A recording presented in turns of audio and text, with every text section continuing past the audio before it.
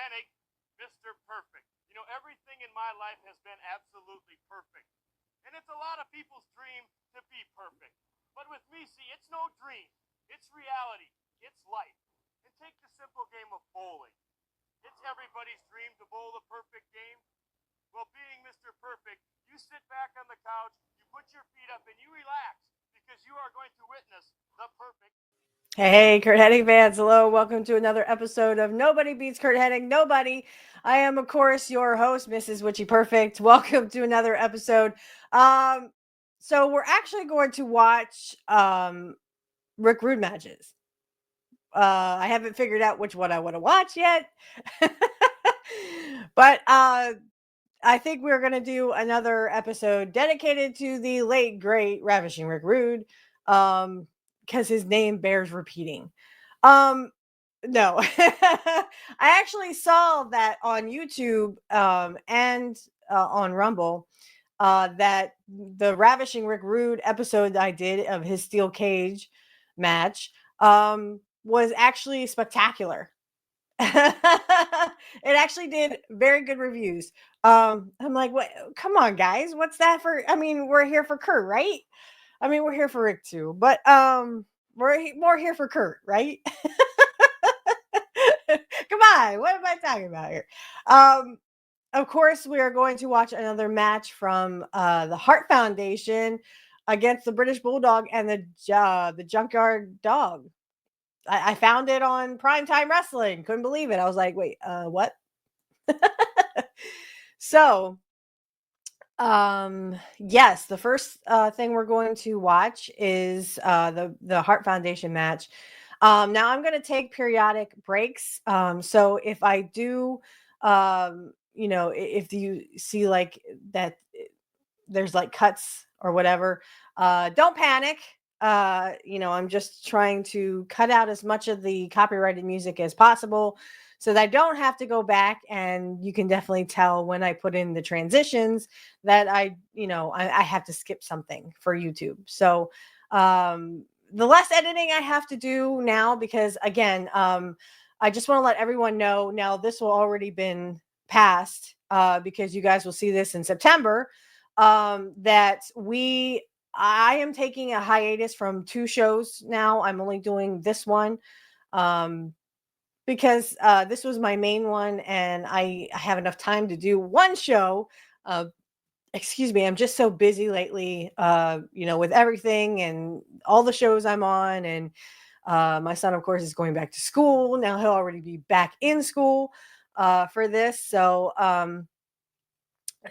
if you could just bear with me, I will try to get back to those shows as fast as possible. But right now, just have a lot on my plate with a lot of things going down.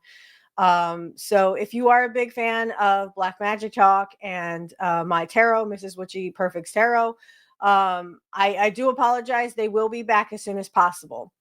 There's something else I wanted to talk about real fast because, again, it bears repeating. Now, again, this will already have been passed, so you guys will hear this in September. But what's been going on with Karrion Kross lately? I can't believe that. I want to believe Angel Riviera. I really, really, really want to believe that he is correct, and this is all just a work. And oh, haha, gotcha. That kind of thing. But as of August, what was it, 10th of this year, of course, Carrion's contract ran out, and he was telling the story on Ariel Orwani. I I just can't believe that that WWE would do this. They would bring back a SA pest, and allegedly, of course. The reason I don't say this is because literally we're on YouTube as well. So otherwise, I would say the words. But I just don't like the fact that WWE is WWE. I get that, and I wish I knew what was going on. Like I said, I really want this to be a work. I can't believe they let Karrion Kross's contract expire. If this is a work, which I really hope it is, I really hope that he's going to be back, because I like the guy. He wrestles like an old time wrestler. Give me one sec. He wrestles like a true old school wrestler. That old heel mentality of, I'm going to do anything to win, even if that means cheating to win. So I can't understand. Someone help me. This is coming out in September, so somebody tell me, or let me know what exactly is Karrion's, what is WWE's deal with bringing back people we don't want to see. Yeah, okay, so Brock Lesnar got a good he got a good pop. There's no doubt about that. I'm not saying he didn't. But come on, guys. Nobody really. And what's funny is, like, Brock Lesnar came in at the end of SummerSlam and then left. Now it's what, John Cena versus Logan Paul at Clash at Paris. Again, the results of Clash of Paris have already come out. You guys will already know that. But I find it disheartening that okay, you wanted an alleged sex pest, allegedly, and you won't keep Karrion Kross. Why won't you keep Karrion Kross? Karrion Kross, like I said, was that old school mentality wrestler. He was a wrestling man's wrestler. For heaven's sakes, this isn't rocket science.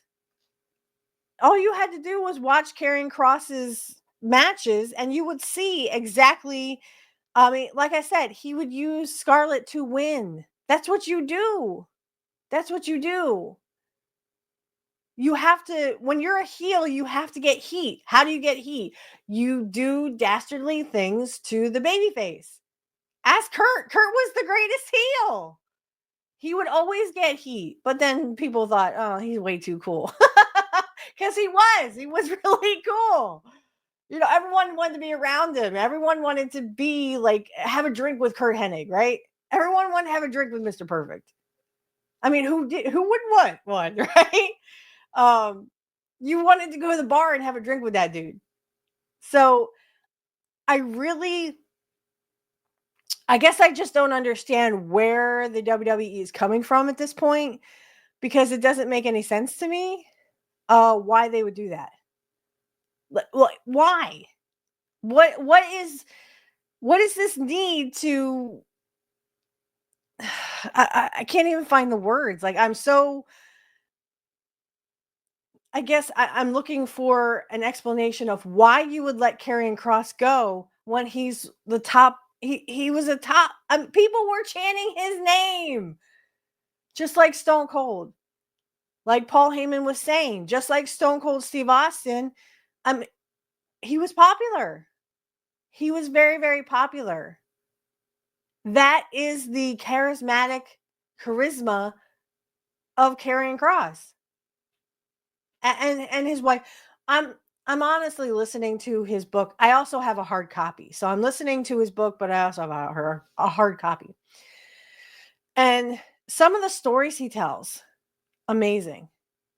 I can't. If you would like to also listen to it or buy a hard copy of Life is Fighting, Karrion Kross's book, I recommend you get a copy now. Again, if you can afford it. I saved up for it, of course, the hard copy. And of course, I have audible.com. I listen to a whole bunch of stuff. I listen to Jesse Ventura's books. I listen to his books. Actually, the Don't Start the Revolution Without Me, I honestly thought that was really cute. Like, it's him and his wife Terry, and they're going back and forth in the book. I'm like, yes. And some of the stories that they tell in that, is, for me, I'm like, holy crap. It's awesome. You have to, if you do have a subscription to audible.com, and you find Jesse Ventura fascinating. I have always liked Jesse Ventura, though his political views sometimes make me angry, but I digress. The guy is a true wrestling guy, right? He's a true carny, let's put it that way. Um, no, I really like Jesse's persona, okay? Um, and Jesse was a little way before my time.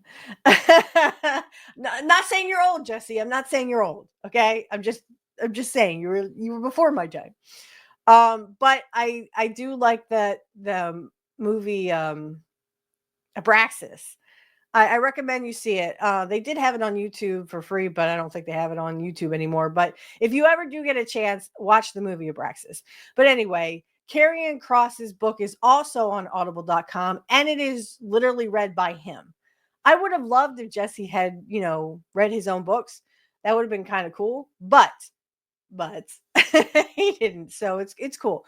But no, like listen to the stories that Karrion gives, especially when he met Liz, when he met his soulmate. And I can relate to this because I have my soulmate as well. So and I think, and I'm not tooting my own horn, I'm not tooting our relationship. Our relationship is unique and beautiful, and just like everyone else's. The one thing I want to talk to briefly, and I'm not trying to preach, if you think that you don't have a soulmate out there, you do. Please believe me when I say that. I know our culture, oh, soulmates aren't real, blah, blah, blah. That was made up, blah, blah, blah. But the way Karrion Kross, described his relationship with Liz, Scarlett, someone who has their soulmate in their life, they understand what that person is talking about. And if Carrie never sees this, I know exactly what you're talking about because I met my soulmate and it's just as he described, just as you described, Kevin. It's that knowing you've known this person, you've been through many lifetimes with them, and no matter what your religious belief is, you can and you can be an atheist too. You don't have to have any religious belief or spiritual belief or whatever. But it's that soul connection, it's that spiritual connection that you have, even if you don't believe in a spiritual connection or a spiritual whatever. As everyone knows, I am Wiccan, so I don't bow down to the traditions of the Abrahamic religions, and that's okay. Like we all think differently on that. Um, but the way Carrie describes the relationship between him and Liz and how they met, beautiful story. And I kind of giggled when, because there was a point where I kind of questioned, like, well, is this really my soulmate? I was kind of scared, just like he was. And that's the knowing. When people find their soulmates, we know instinctively how to describe our feelings and our relationships with our soulmates, because it's as he put it, it's like that, no, like that, like I said, it's like that knowing that you've known this person, is like you've only just met them, but yet it feels like you've known them for many, many years. And that can be where the past life comes into. I myself as a witch, I am a witch. I do believe in past lives, and I do believe that my soulmate and my man, and I have known each other many lifetimes, and we've had many, many children. Like we want to have, we do want to have a big family, not just my son, but we want, everyone to coexist in a pretty big family. And so the wonderful thing about my soulmate is that he just this, I can't believe, like, when I found myself nodding with my soulmate, with my man, we were just nodding along to what Kevin was saying about his soulmate Liz, or Scarlett. When they first met and how they felt, even though they were a little scared. I was a little scared. My man wasn't. He knew right away. It was an instant connection. It was like we had known each other for years and we could just talk and talk and talk and talk about things. And the more I got to know my soulmate, my man, um, it was amazing. It was just as Kevin says, yeah, he was scared about it, but he was willing to take that next step and kiss Scarlett. I remember when I first kissed my man, and yeah, I was scared. I was scared to death. I was like, oh my gosh, because I had been in so many bad relationships where they wanted to control me, they wanted to hurt me, they wanted to abandon me. Um, a lot of them cheated on me. So I think from that perspective, I was scared to death. I thought, this can't be real. I mean, soulmates can't be real. I tried to talk myself out of my soulmate coming into my life. Um, and the universe had other plans, or my goddess and God, obviously, or God, if you believe in God and Jesus, whatever. They brought this person into your life for a reason.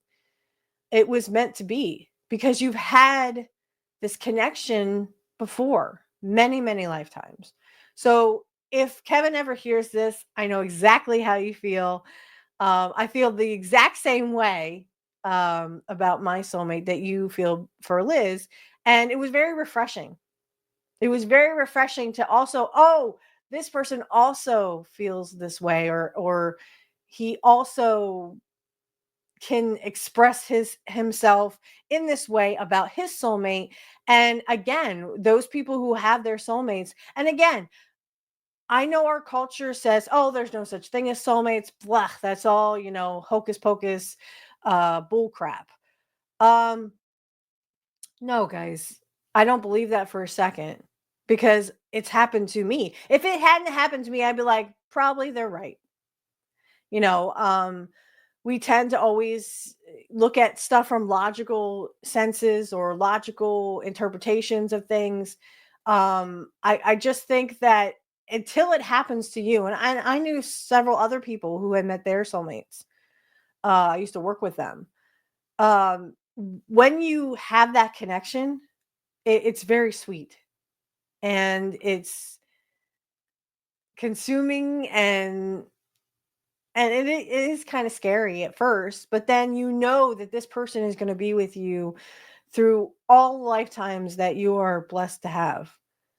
And you know, Kevin said something in his book that made me like go, whoa, because I've said this about my man so many times. He said that him and Scarlett, he believes him and Scarlett, or Liz, her name is Elizabeth. It's kind of weird. I always think of Miss Elizabeth, but she ain't Miss Elizabeth. But he does a great impression of Randy Savage, by the way. You're like, oh yeah. I'm like, wow. One sec. He does a great impression of Randy Savage there, and wow, he does a good impression of Jesse Ventura as well. But his impressions are very, very good. Anyway, let's get back to his book. If you do have a chance to read it or listen to it, I really think is a good read. But something he said just made me go like, whoa. He had said that he believes that him and Elizabeth, or him and Scarlett, have decided to meet up in every lifetime. Yes. Yes. Because I have said that all of my life, and I have felt that from a very young age. Even before I met my soulmate, I still felt like we would still meet up in every lifetime we were blessed to be in, or blessed to be together. And here we are. We have come together even in this lifetime. In this little timeline of whatever time is, obviously the concept of time is man-made, but the universal time is something completely different. And I do think, and I agree, if Kevin ever listens to this, I agree with you. I think every soulmate out there who come together have agreed upon it before they are reincarnated. Okay, I am Wiccan, so I believe in reincarnation. I think every soulmate out there tells their soulmate, their other half, we will meet up in every timeline because that's what we want. That's what we long for. And it takes a lot of self assurance, self confidence to get that person into your life. If you are blessed to, meet them when you're a kid and your childhood sweethearts and high school sweethearts and yada yada, I think that's great. Um, but I also think it's wonderful to have that connection with someone, especially in this day and age when life is so fleeting anyway. It is wonderful and beautiful to have a connection like that with someone. And I hope everyone out there, all my audience and all my listeners, I wish you the most harmonious soulmate connection. And honestly, what I would say to Kevin is she is also your twin flame. Because I also have my twin flame. My soulmate is my twin flame. And I get asked this question, especially from my man, what are soulmates and what's the difference between soulmates and twin flames? So it was told to me like this: a soulmate connection can be technically someone that you have a connection with, a deep connection. It doesn't always have to be romantic, but it's a connection with someone. Like you can have a best friend of the same sex, and that can be your soulmate friend. Um, as I would say, Bobby Heenan and Gorilla Monsoon were soulmate TV soulmates because they work so great together on TV. They bounced the ideas off of each other. They wanted to be funny, and they work so well together. And there's no other team like them, right?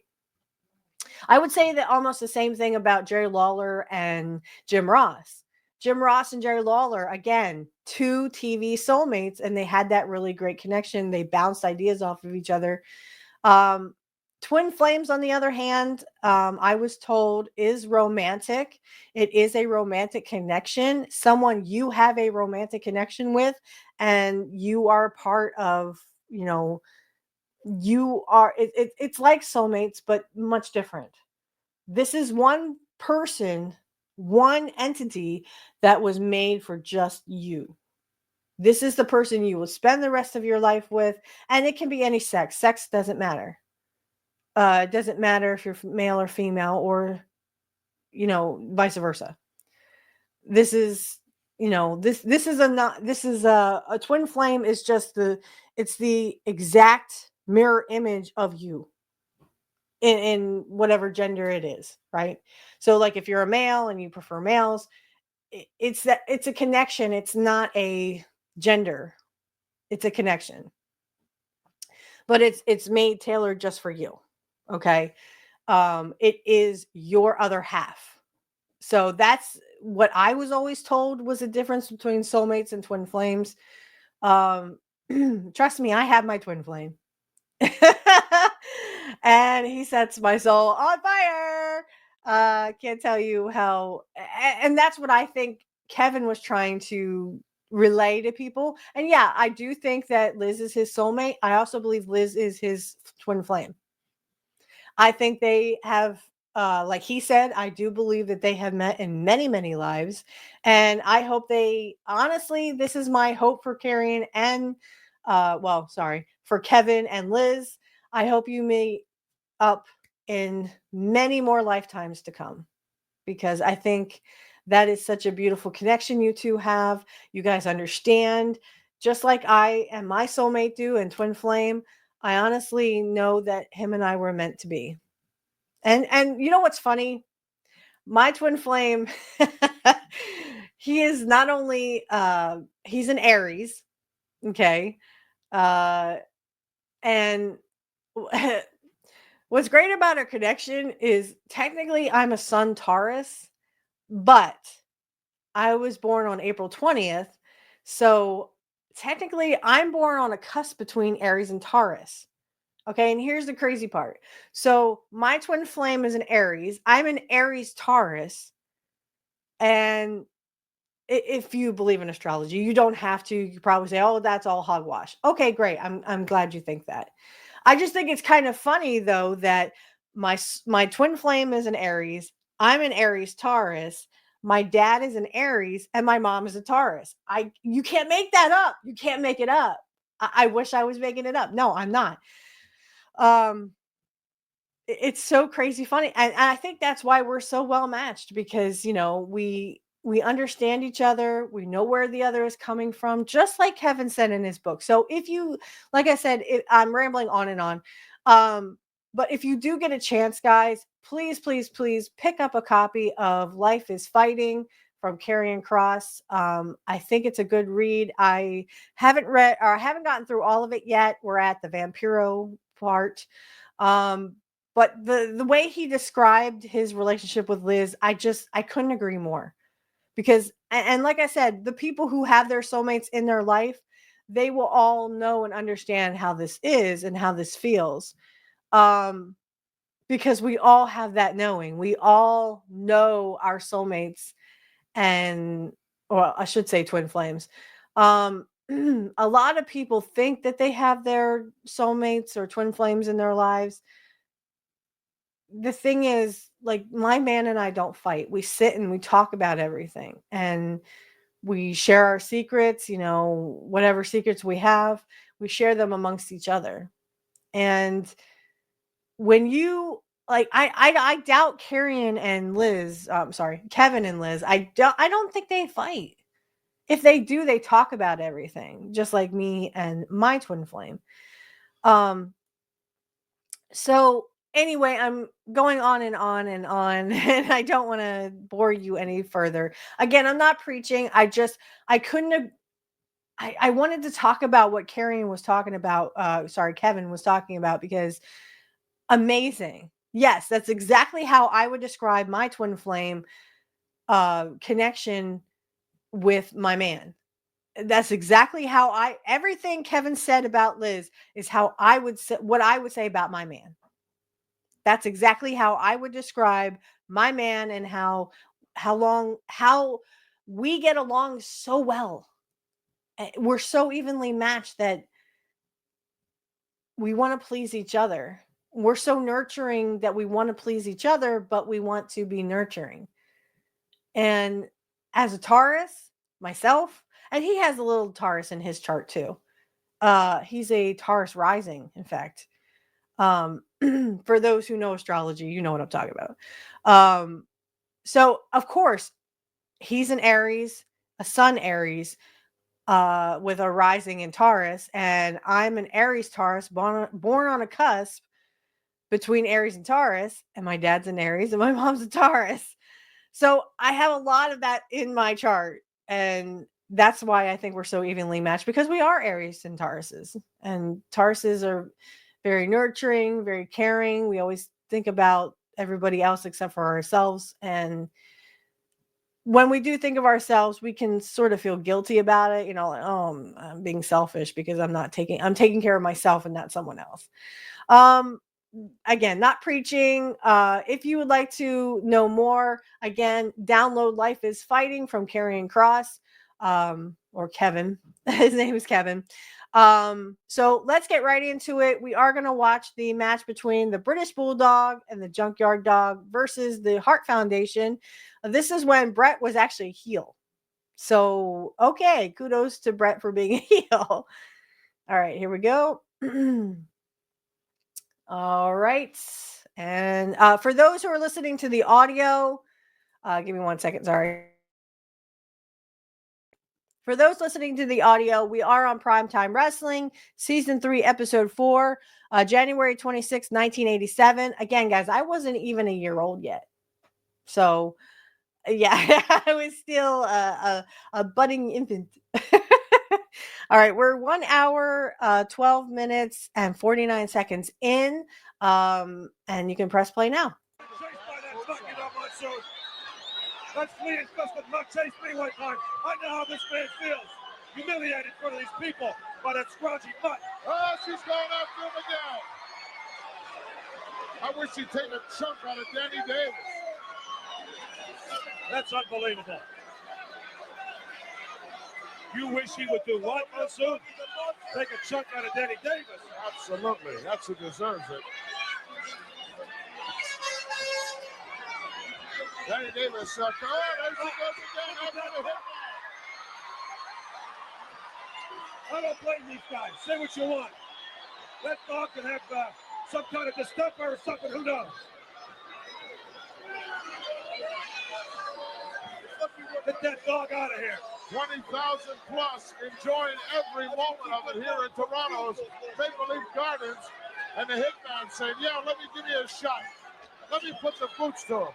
Nobody's enjoyed it more than you, Monsoon. I saw that smile on your face after that dog went after that poor Anvil Neidhart. And then you start talking about Danny Davis being bit. That's sick. Well, did my eyes deceive me, or did I not see you standing and applauding when Danny Davis was? I happen to admire the young career of this Danny Davis.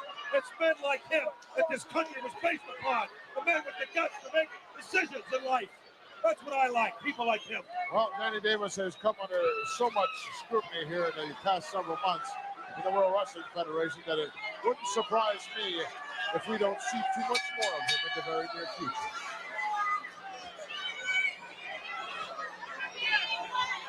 Where is the Colonel? Well, I guess you're referring to Colonel Jimmy Hart? Absolutely. Well, from what I understand, General Jimmy Hart, Bobby the Brain Heenan, and Mr. Fuji are in a meeting, and there's big-time talk going around between these three men. Please. I understand they are having dinner in New York City at this very moment, discussing some upcoming matches. You understand? So there. If you want to know, I'll tell you. The three of those guys together couldn't get locked up. Oh, boy. 2,000 comedians out of work up there, huh? Gonna have this half-wit next to me. Davey Boy starting out here, it looks like, with the hitman. Dom, look at the anvil. He says, I want to start. Please, let me start. You know, we'll have a match here between the anvil and the hitman. No, they're very close. They're very close friends.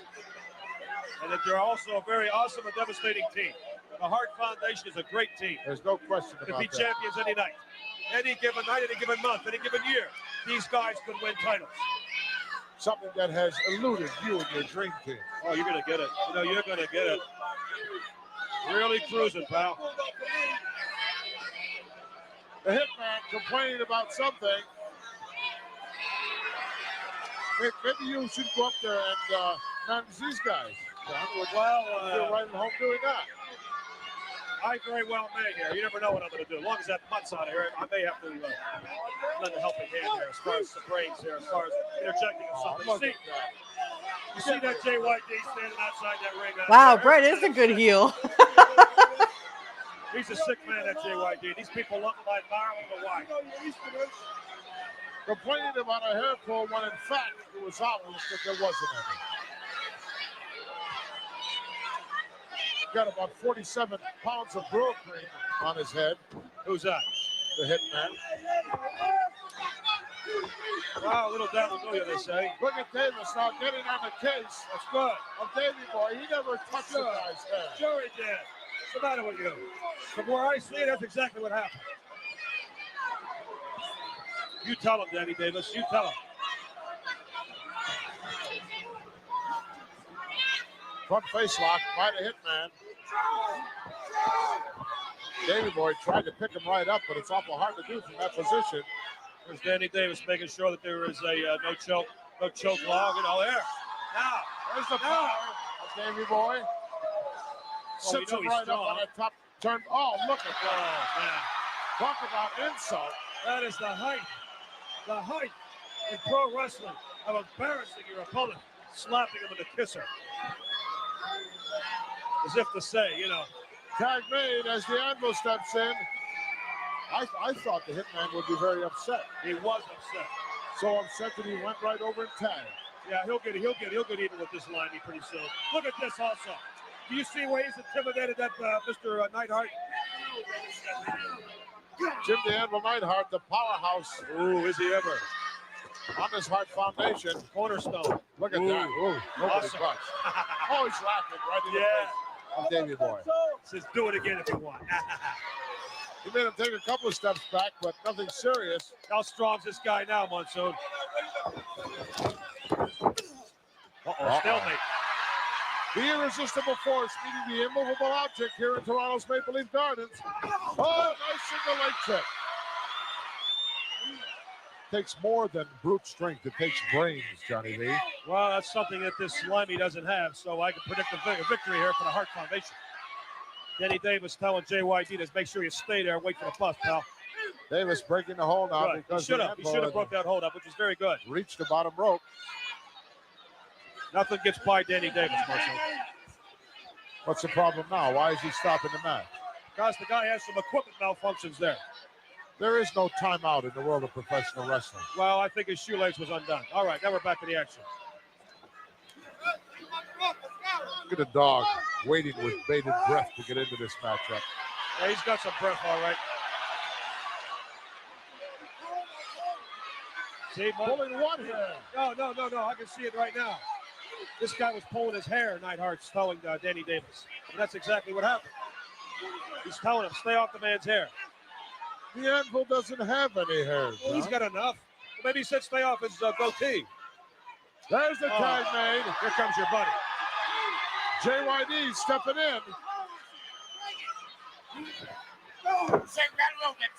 Oh, listen to him. He goes a mile a minute. Yeah. Once he's inside that ring, he's talking up a storm. Sure is. He's jiving all the time, isn't he? Oh, he tried to pull a dog's hair. I love it. There's nothing up there. Inside or out. Oh, man. We got a big chunk of that Jim the Anvil Neidhart's goatee. Get on him, Danny Davis. Things not going too well at this particular point in time for the Hart Foundation. Well, all they're doing is stirring these guys up. Look out, wide open. And the dog's out of the way. And the hitman goes sprawling onto the runway here. Oh, look at this. Uh-oh. Ooh, Anvil says. Why is Danny Davis warning Junkyard Dog? For what reason? He's been pulling hair because he's been hitting with a clenched fist. He's been pulling trunks. Because he's stupid. Oh, boy. He's stupid, huh? If he's stupid, I'm Frank Denny's grandmother. Hey, let me tell you something. You stick to the action here and don't be so biased. I like to call him as I see them. Well, Danny Davis up to his... Was he lying to me, or were you, in fact, out to dinner with the Colonel? Fuji, yeah, ask Fuji. He'll give you a straight answer. Another fountain of misinformation. Yeah. The devious one. Back to Toronto's Maple Leaf Gardens for this tremendous tag team matchup. New York when Jimmy Hart... Well, you better do it because you haven't been doing it so far. Back into the corner now. Notice JYD stayed away from the quarter of Jimmy of Bret Hart over there. Oh, look at Danny Davis putting his hands on the Junkyard Dog. I don't believe that. Give me a break. He lost his balance there, JYD. Lost his balance. The guy had him hooked. The referee hooked his arm. That's kind of funny. He lost his balance. Oh. Now that's the kind of counts I like. Nice and fast. 1, 2, 3. It's supposed to be a 1 second between counts. There was none there. I thought there was 1 second. I thought it was 2 seconds. Dog's in trouble. He's in the wrong quarter. Here in Toronto is the Hart Foundation, a master of deceit. That's a mistake. He's gonna didn't do his homework. He didn't do his homework.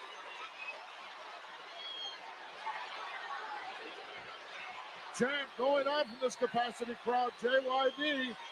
He's trapped now in the wrong corner. Get in there, Anvil, if you can. Help him. He's trying to get out there. Danny Davis quick to lay the count on the Davy boy.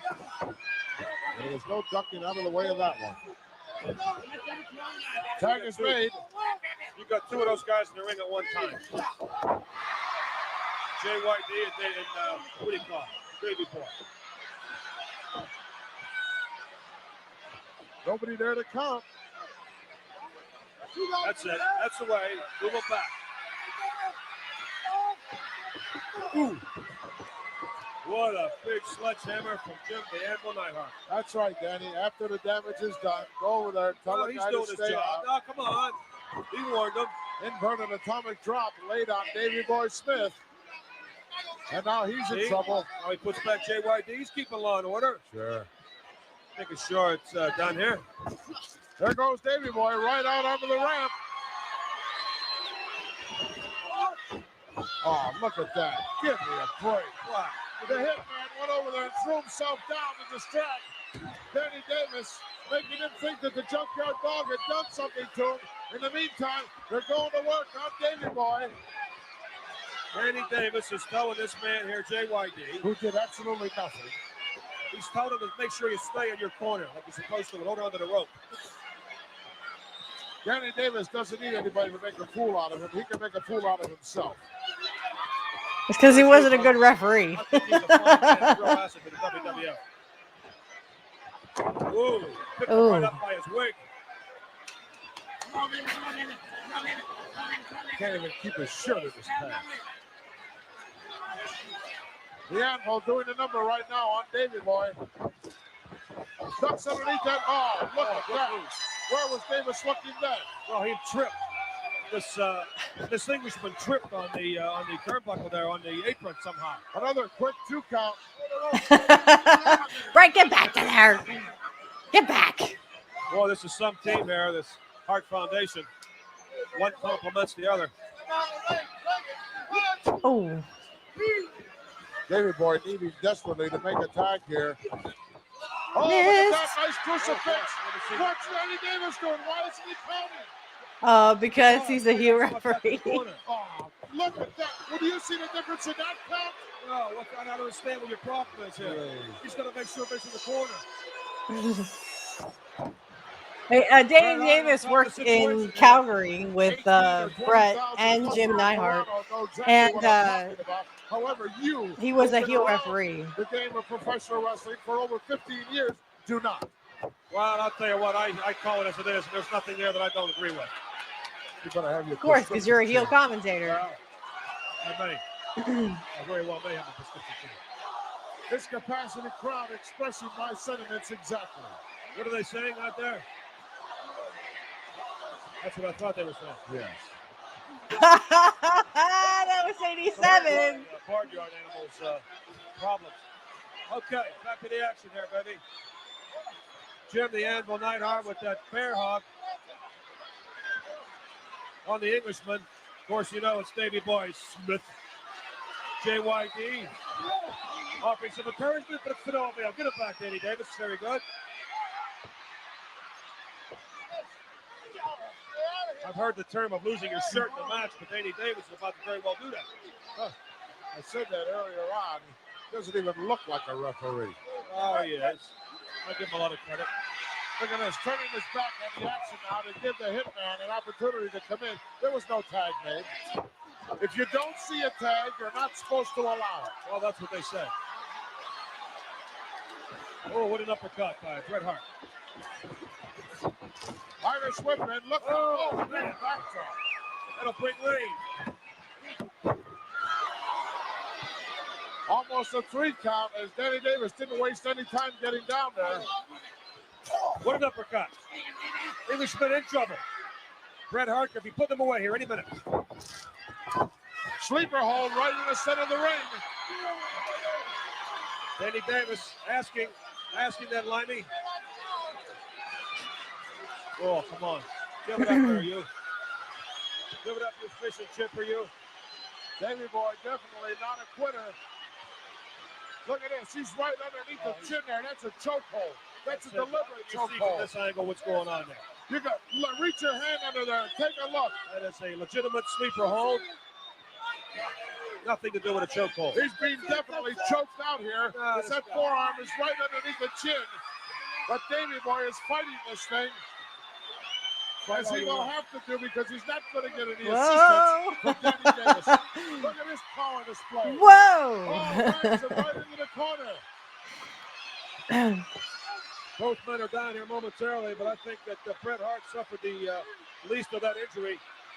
Davey, with an opportunity to make a tag, he better do it. He's a tough man out there, that Bret Hart. Reversal as the hitman goes in. Whoa! Look at this press slam. Whoa! Oh, he drops it. Did you see what happened there, Monsoon?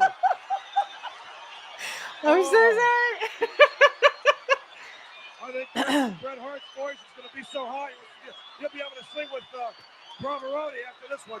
Look at Davey trying to get over there to make the tag. As the He'll be Hitman singing is soprano. actually You in can say trouble. that. He'll be the king of the high seas. And the crowd is Yo ho! anxious to get in there. There's the tag. And here comes the anvil. He's not legal in the ring. Look at Danny Davis. What's he Boing. doing? He's staying out of the way. Just Boing. like that's what he's doing. He's JYD. Oh no! Get in. No, He's no, doing no! nothing, Johnny. Well, he should have been Absolutely doing nothing. something. I agree with you there. Double knocker coming up. Oh, I heard of the head to head. Now that's heart to heart. Oh. And there goes the anvil out onto the runway. It's just Bret Hart and JYD now. The Hitman in a whole lot of trouble here in Toronto. Perhaps the power slam. Oh, yeah. He Ding. nailed him with it. Down for the count. Oh, the anvil coming out of nowhere. Nice piece of And work. Davey Boy on his case All right. immediately. All four men inside the ring right now. That away. Neidhart, get rid of that lining. Small package here by Bret Hart. JYD is down. Hey, wait a minute. Did you see that? Oh, look at that. Okay. So we're gonna stop there. Obviously Bulldog cheated, but it was a good cheat. So kudos to him. I'm gonna take a 5-minute break. I'll see you on the flip side. So see you on the flip side.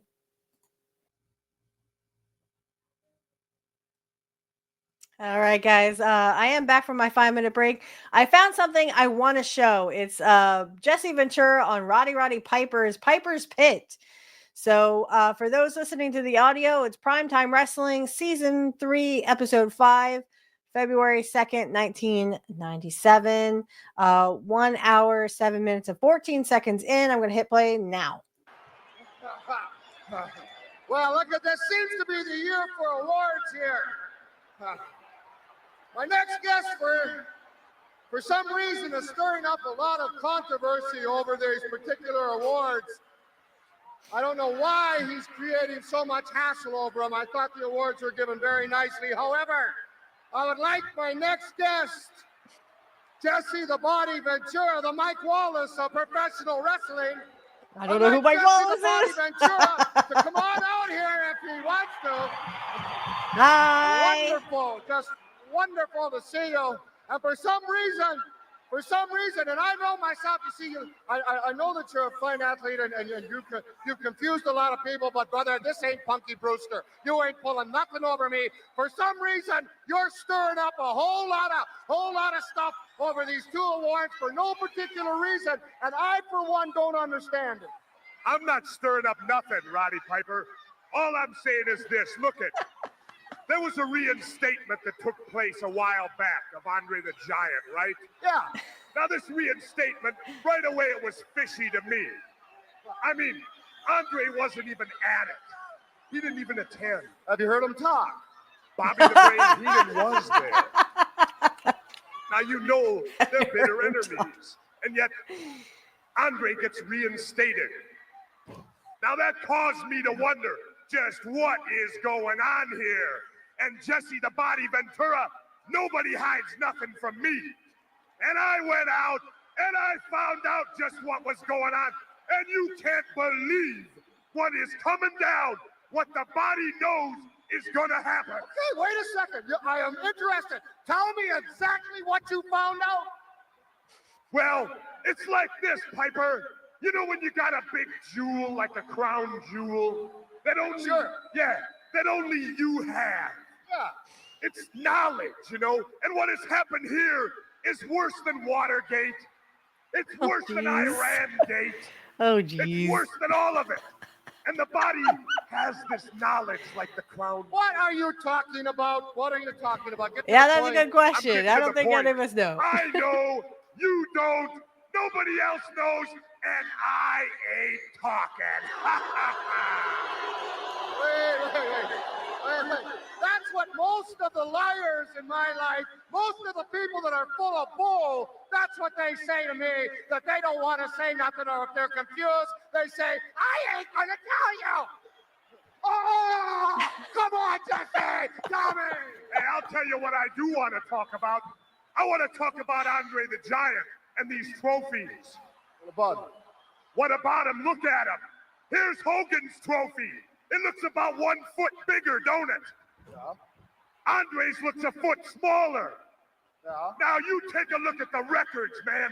Andre the Giant, 15 years he has never been beaten.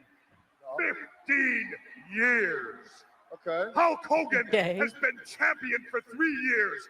And believe me, he has ducked some people. Wait.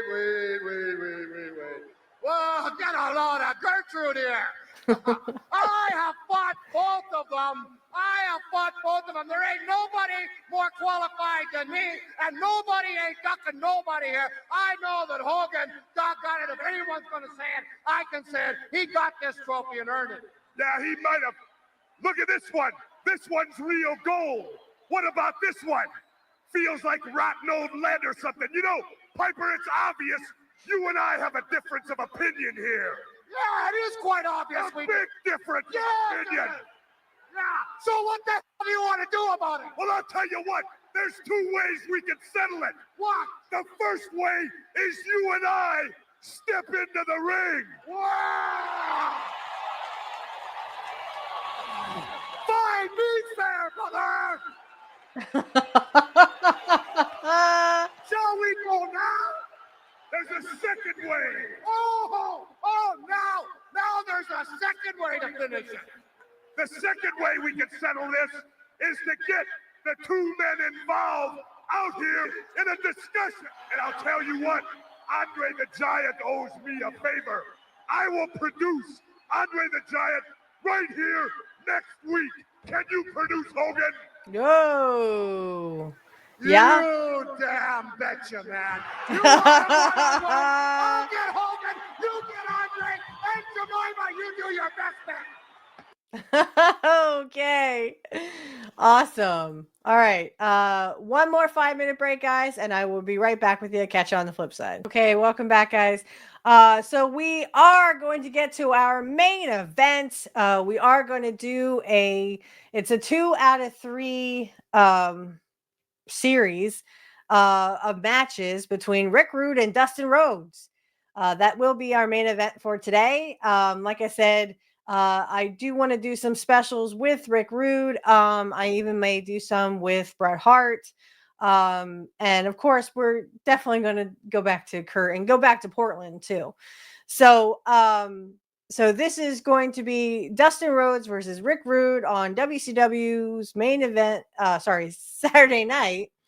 And it was September 4th, 1993. I was already 7 years old. So, but I just want to say, like, we will be doing some specials in between, for Rick Rude. And then of course for, Bret Hart and, certain people. So, because we all know that Curt was, best friends with Rick, and he was good friends with Bret, good friends with Jim Neidhart, and all that crew. So, so this is our main event. So sit back and watch the greatness that is Ravishing Rick Rude. We will be back next week with a Portland match. I think it's Rip Oliver versus Curt Hennig in Portland.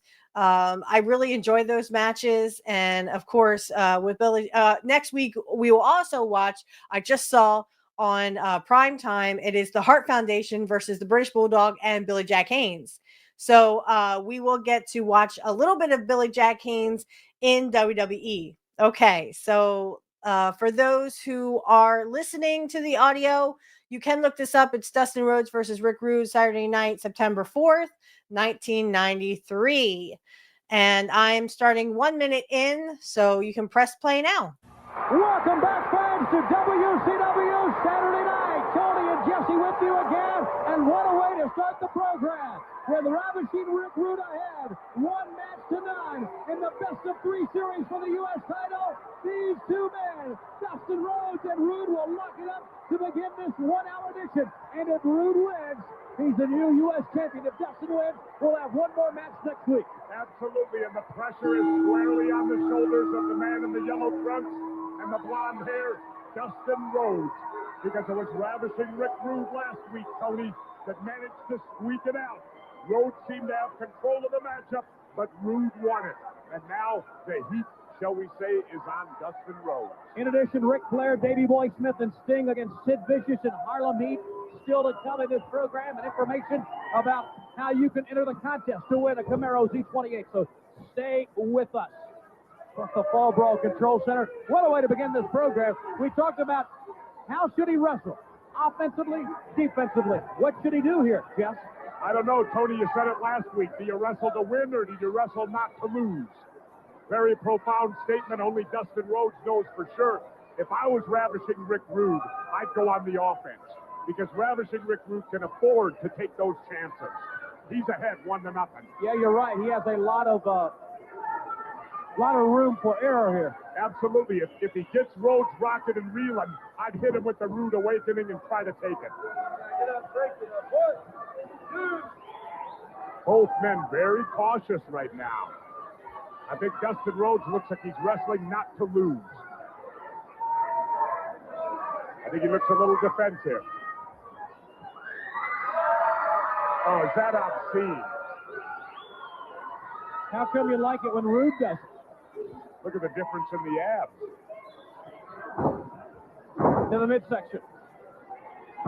Back at the neck, and Rude now getting the high impact blows going here. And Rude taking off, like I said, he's going on the offense early. Ravishing Rick Rude, if he goes down, it comes down to next week, but he's ahead 1-0.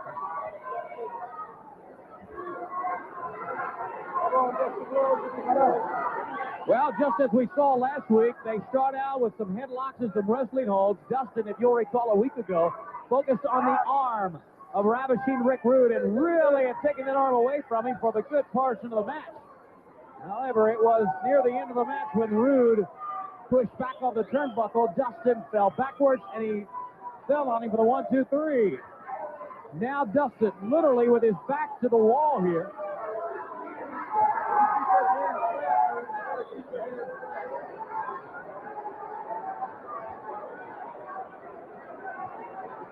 Side headlock. Got the leg up. Whoa! And he held it. He's going for it again. That's no right hand. Now Dustin going the other way, going to the legs of Rude this week. This strategy completely different than last week. Focusing on the leg now of Rude. Well, you got to give him credit. The arm didn't work last week. Go to the leg.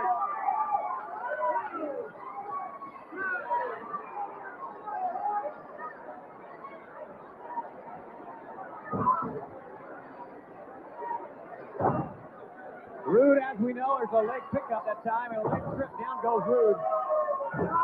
Dustin still on the arm. As we know, Rude is signed to face Ric Flair with Fall Brawl. Rude would love to have that U.S. belt walking into that match.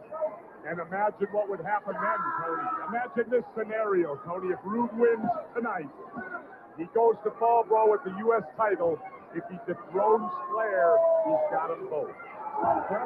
He might give one to you. I doubt that.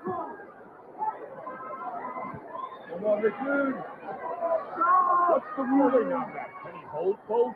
No, the ruling is he would have to submit one to the WCW officials.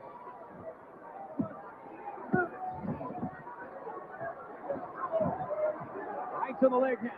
Dustin Rhodes continuing to focus on the leg of Rude, and Rude now. Oh, he's in a lot of pain now, Dustin continues the pressure. Well, this is the same format as last week, except it was the arm. Dustin Rhodes is winning the battles, but he's not winning the war, Tony. On the leg, Dustin telling him to get up, but Rude stays down. And now the intimidating factor. You know, it's one thing to look good throughout the bout, which is what Dustin Rhodes did last week. He started off fast this week. He's got Rude hurt. He's got the leg going. But he has not managed to get a 1-2-3 on Ravishing Rick Rude. It's kind of like a football game, Tony, where you may get 21 first downs, your opponent gets 5, and you lose the game. Right. And Dustin continues to focus on that leg. of Ravishing Rick Rude. You can get all the first downs you want, but the bottom line is you got to cross the goal line, and that's what Dustin Rhodes has failed to do so far. Exactly, and that's exactly what he has to do. I think it's been a very defensive match for Dustin Rhodes so far. He is hooked on the one part of the body, has not tried to get a quick win. He is just holding on, trying to wear Rude down, or at least one part of the body. But Rude back to his feet, limping over towards Dustin. Oh, the right leg got up and in, and the DDT. And I called it. Rude's going for the quick move, trying to get the pin. The 1, 2, 3. If he gets it, it's over. But he took a long time getting over there and got a 1, 2, no sir, 2 count. Again, a 2 count.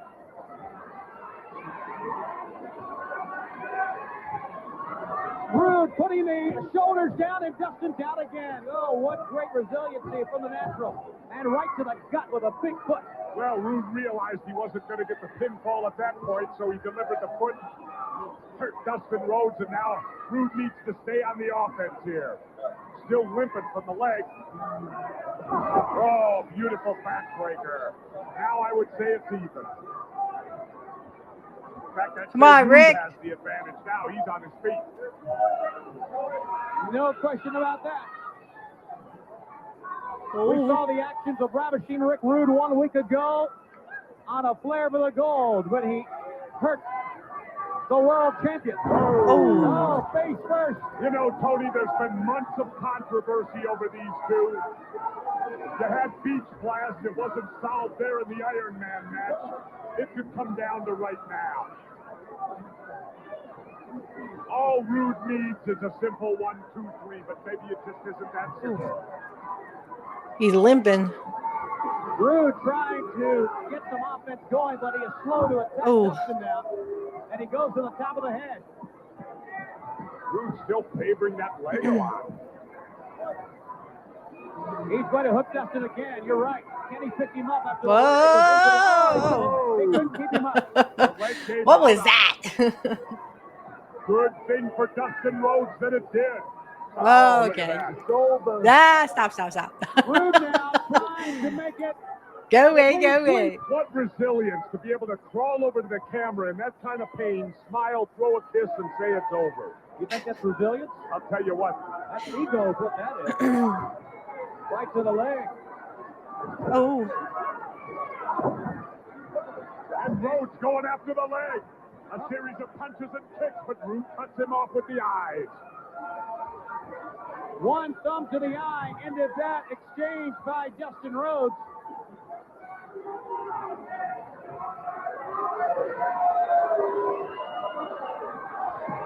Where's the Rude Awakening? And again, he can't get him up. Oh! Down go both men.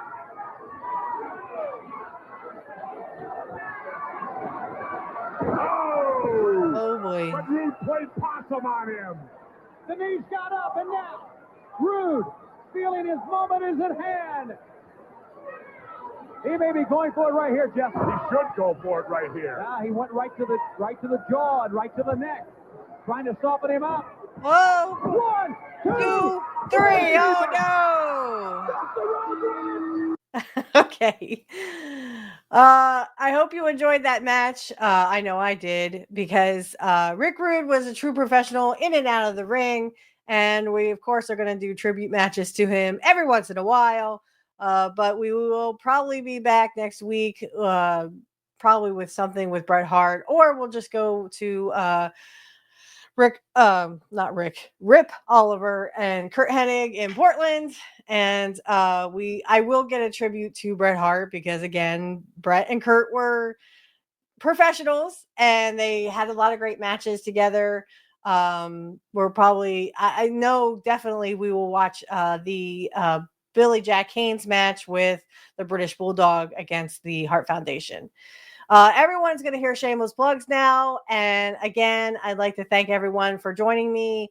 And if you like my content, please like and subscribe, share to all the wrestling fans who adored Curt Hennig and Ravishing Rick Rude and Bret Hart.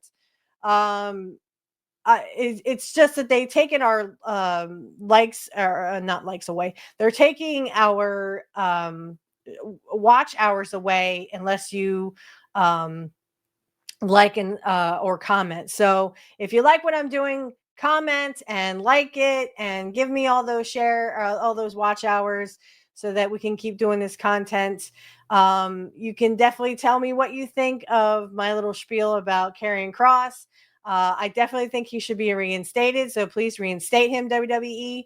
And that is my feelings on it. So if you like what I'm doing, tell me in the comment section down below, or leave a like, and also leave a comment. I like the feedback. So I will see you next week. We will have another episode of Nobody Beats Curt Hennig. Nobody. And remember, everyone, nobody beats Mr. Perfect. Nobody. See you guys.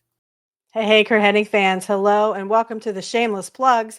I wanted to do an updated version because I no longer have Patreon. I don't know if anyone has seen, and down in the description field, the first shameless plug I would like to do is for my Cash App and my PayPal account. If you can donate, please, please, please donate today. I actually had one donation, but that was more for my birthday. So anyway, if you can donate, please see the links in the description field for my PayPal and my Cash App. I'd like to start off by saying also, and I will say this at the end, I have an AI outro that is AI generated. I actually made a country song dedicated to Curt. I made several.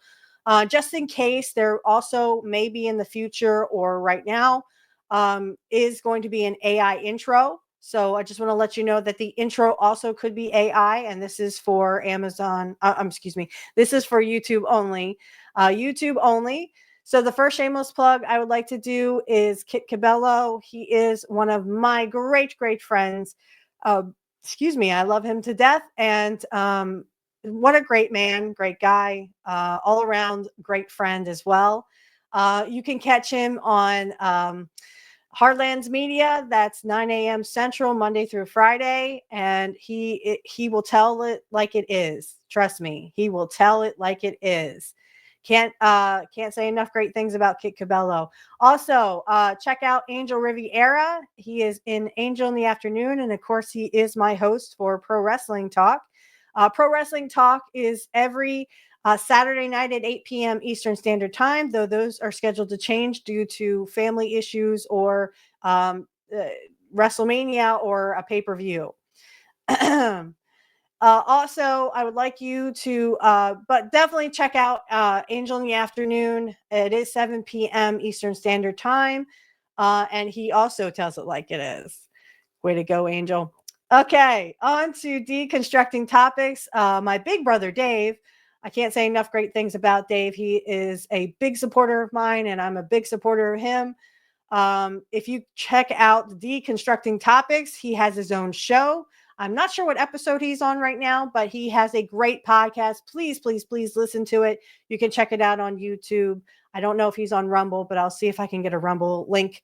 All these links are in the description field if you want to check these people out. Also, I'd like to mention my little kid brother, Alex Knight. We are actually not really related, but I see him like a little brother. So anyway, Alex Knight, you can find him on Angel in the Afternoon. You can also catch him on Pro Wrestling Talk. And I think he's going to do a baseball podcast with Angel as well. So check that out. That'll be on Sundays. I'm not sure the time. I'll have to get that from Angel later. But I just want to make sure that you check him out because he is a great person and someone I can call friend and little brother.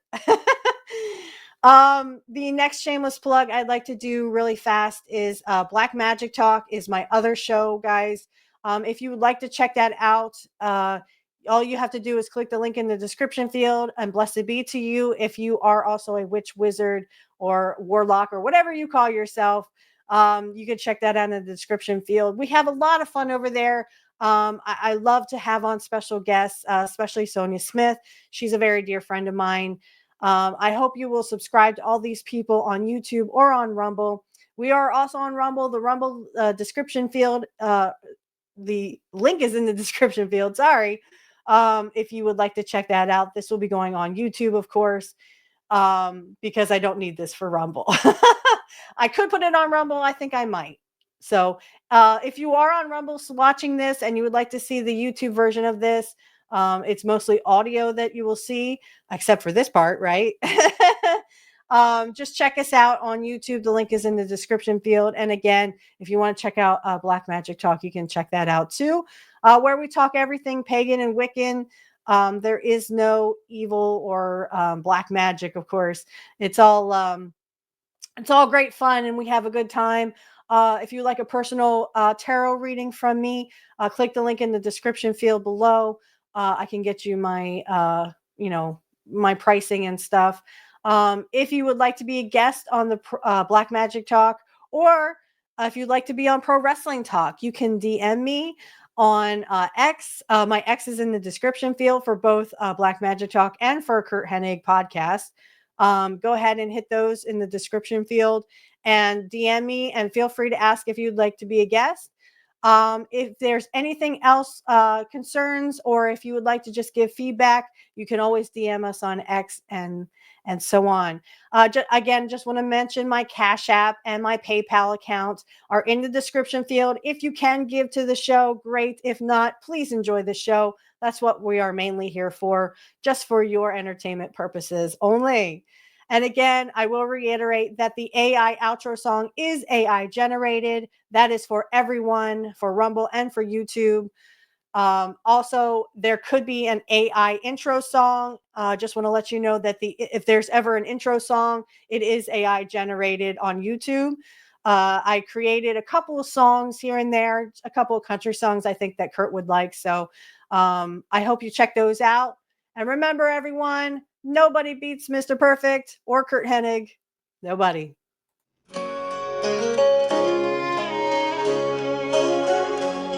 In a small town gym with the wooden floors, he'd lace up his boots, he'd settle the scores. With a suplex or a lariat, he'd stand tall. Curt Hennig, the hero we all recall. Oh, Mr. Perfect, the man we admire. In the wrestling ring, he set hearts on fire. From the farm to the glory, he took his stand. A true country legend, the perfect man. Through the cheers and the bright spotlights, he wrestled his dreams on countless nights. With a fisherman's carry and a confident grin, Curt showed the world the warrior within. Oh, Mr. Perfect, the man we admire. In the wrestling ring, he set hearts on fire. From the farm to the glory, he took his stand. A true country legend, the perfect man.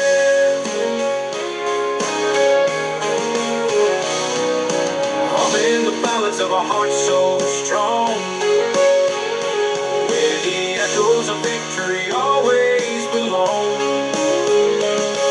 He taught us that life is a fighter's game.